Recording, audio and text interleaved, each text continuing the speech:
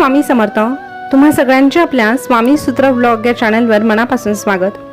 स्वामी भक्त हो, आपलं बिघडलेलं आयुष्य हळूहळू सुधारू लागतं।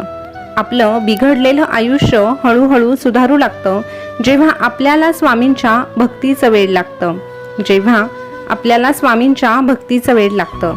आता चिंता नाही कशाची, कारण सोबत मिळाली स्वामींची। चिंता नाही कशाची, कारण सोबत मिळाली स्वामींची। आणि ज्याला स्वामींची सोबत मिळते त्याला कुणाच्याही सोबतीची अपेक्षाच उरत नाही, कारण स्वामी सगळ्यांसाठी अशी एक दिव्य शक्ती बनून जाते जिथे दुसऱ्या कोणाचीच कधी गरज भासतच नाही। तर स्वामी भक्त हो, स्वामींची कायमस्वरूपी जो भक्त जोडून राहतो, प्रत्येक वेळेस स्वामींचं नाम जपतो, स्वामींच्या सानिध्यात रमतो, अशा भक्ताला स्वामी कधीही एकटं सोडत नाही। मग प्रसंग कुठलाही असू द्या, स्वामी नेहमी आपल्या पाठीशी खंबीरपणे उभे असतात। कारण वाईट काळामध्ये शक्यतो बरेच जण साथ सोडून देतात, परंतु जर आपल्या सोबतीला स्वामीच आहे तर मग आपली साथ कोणीही सोडू शकत नाही। या जगाच्या पाठीवर आपल्यासोबत कोणी नसलं तरीही हे जग चालवणारा, ह्या जगाचा चालक, मालक आणि पालक जर आपल्यासोबत असेल तर मग कशाची भीती। तर स्वामी भक्त हो, स्वामींचं नामस्मरण करा आणि स्वामींचा संदेश जाणून घ्या।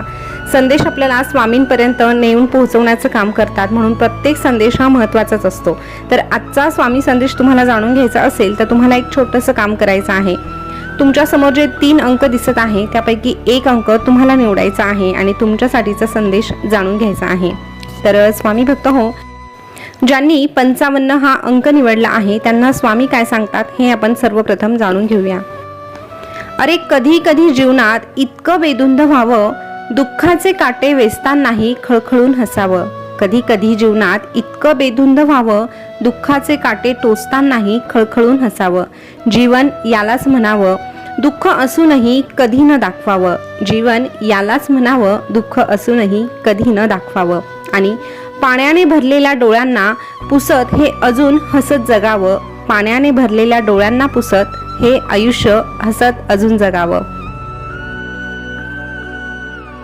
जेव्हा अनन्य भक्ती प्रत्यक्षात कृतीत येते तेव्हा तिचे रूपांतर सेवेत होते, आणि जेव्हा आम्हाला असे सेवेकरी लाभतात, असा भक्त आम्हाला भेटतो, तेव्हा त्या भक्ताशी आम्ही आपोआप एकरूप होऊन जातो आणि अशा भक्ताकडून आम्ही शक्य तितके चांगले कर्म मुद्दामच घडवून आणतो।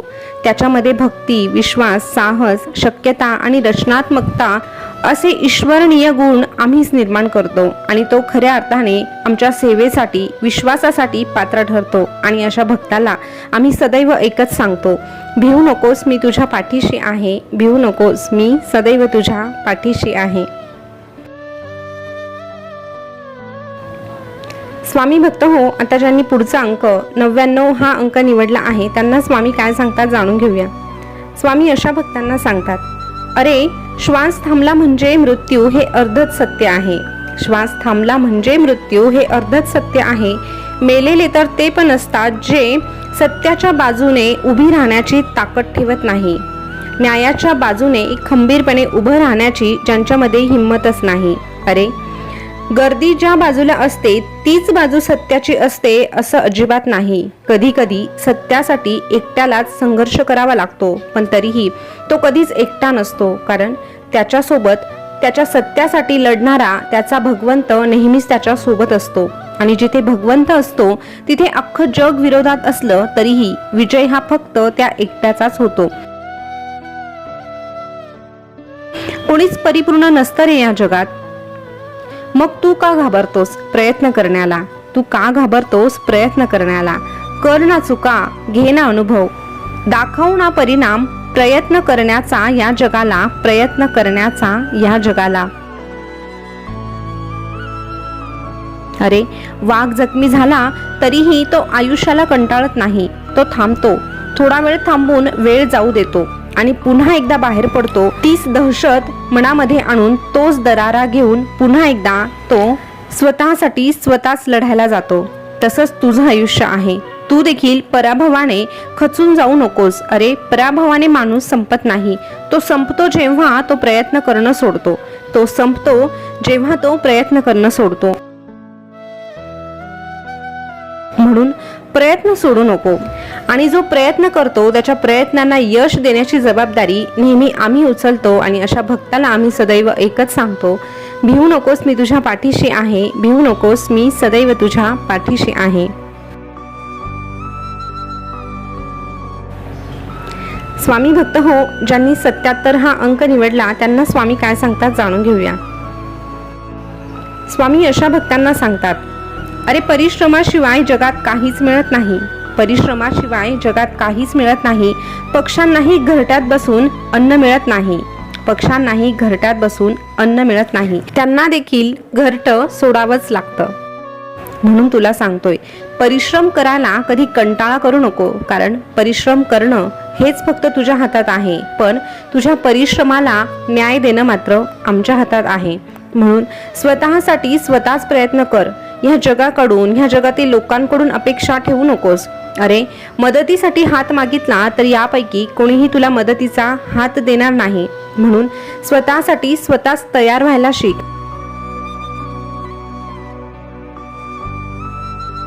तुझ्याशी गोड बोलणारी माणसं भरपूर सापडतील, पण जेव्हा तुला त्यांची खऱ्या अर्थाने गरज भासेल तेव्हा मात्र तुझ्याजवळ कोणीही असणार नाही, हे सदैव लक्षात ठेव. अरे सुंदर दिसणारा मोर साप खातो यावर कोणीही विश्वास करणार नाही. तसंच काही माणसांच्या बोलण्यातील गोडवा कधीच सांगू शकत नाही की तो नेमकं कसा आहे, त्याचं मन कसं आहे. म्हणून प्रत्येक वेळेस प्रत्येकावर विश्वास ठेवायला घाई करत जाऊ नकोस. समतोल मनासारखं कोणतंच व्रत नाही, समाधानासारखं कोणतंही सुख नाही, लोभासारखा कोणताही आजार नाही आणि दयेसारखं कोणतंही पुण्य नाही. अरे इथे लोक तुझ्याबद्दल काही चांगलं कानी पडलं ना तर शंका घेतील, तुझ्याबद्दल काही चांगलं पडलं लोकांच्या कानी तर ते शंका घेतील, पण वाईट ऐकायला मिळालं तर क्षणभरात ते डोळे झाकून विश्वास ठेवतील. हे कलियुग असंच आहे. म्हणून तू थोडंसं सांभाळून राहा, परंतु तरीही अशा लोकांमध्ये वावरताना तू मात्र तुझा चांगुलपणा सोडू नको, तुझ्यात असणारी माणुसकी सोडू नको.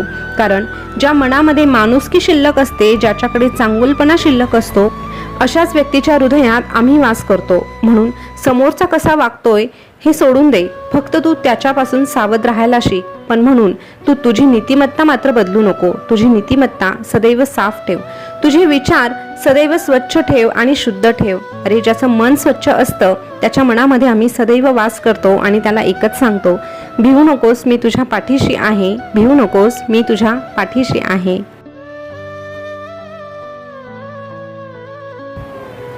स्वामी भक्त हो, आजचा स्वामी संदेश तुम्ही ऐकला असेल. तर आजच्या स्वामी संदेशमध्ये आपल्याला एकच गोष्ट शिकायला मिळाली, ती अशी की बऱ्याचदा आपण म्हणतो की हे कलियुग आहे आणि हे कलियुग वाईटच आहे. पण एक सांगू का, हे कलियुग वाईट जरी असलं तरीही अजूनही चांगुलपणा संपलेला नाही. प्रत्येकामध्ये परमेश्वर वसलेला आहे. फक्त काहींना त्या गोष्टीचा विसर पडला आहे, तर काहींच्या अजूनही ते लक्षात आहे. आणि ज्यांच्या हा परमेश्वर लक्षात आहे त्याच्या हातून अजूनही चुकीच्या गोष्टी घडत नाही. म्हणून ह्या जगामध्ये जसं वाईट आहे तसं चांगल्याही गोष्टी आहे. आपल्यावर अवलंबून आहे की आपण नेमकं काय बघायचं. आपल्याला जर वाईट दिसत असेल तर त्यापासून थोडंसं लांब राहायचं आणि आपल्या चांगल्या मार्गाने चालत राहायचं. जो चांगल्या मार्गाने चालतो, जो सदैव सत्याच्या मार्गाने चालतो, त्याच्या पाठीशी आपले स्वामी महाराज खंबीरपणे उभे असतात आणि आपल्या प्रत्येक भक्ताला एकच सांगतात, भिवू नकोस, मी तुझ्या पाठीशी आहे, भिवू नकोस, मी तुझ्या पाठीशी आहे. स्वामी भक्त हो, आजचा स्वामी संदेश तुम्हाला कसा वाटला कमेंटमध्ये नक्की सांगा. असेच नवनवीन स्वामी संदेश तुम्हाला ऐकायला आवडत असेल तर आपल्या स्वामी सूत्र ब्लॉग या चॅनलला सबस्क्राईब करा. त्यासोबतच शेजारचं बेल बटन प्रेस करायला विसरू नका. पुन्हा भेटूया नवीन व्हिडिओसोबत नवीन माहिती घेऊन. तोपर्यंत स्वस्थ रहा, मस्त रहा आणि आपले संदेश ऐकत रहा. धन्यवाद.